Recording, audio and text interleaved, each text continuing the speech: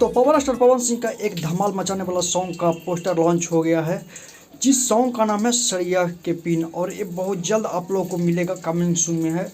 और इस सॉन्ग को गाए पावर स्टार पवन सिंह और शिल्पी राज, और ये सॉन्ग बहुत ज़बरदस्त होने वाला है पावर स्टार पवन सिंह का, क्योंकि इस सॉन्ग का म्यूजिक दिए हैं प्रियांशु सिंह और लिखे हैं आशुतोष तिवारी। क्योंकि पावर स्टार पवन सिंह का जब आशुतोष तिवारी लिखते हैं तो इतना अच्छा सॉन्ग लिखते हैं कि वो मार्केट में आता है और बवाल हो जाता है।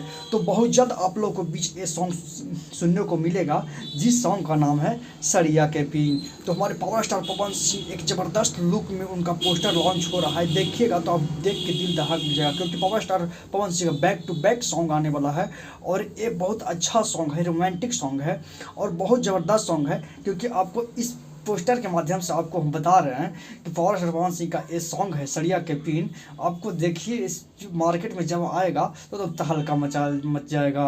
तो पावर स्टार पवन सिंह के ये सॉन्ग को सुनिए, और जब आएगा और इस सॉन्ग को जितना शेयर कीजिएगा, लाइक कीजिएगा और कमेंट करके जरूर बताइए कि ये सॉन्ग कैसा है।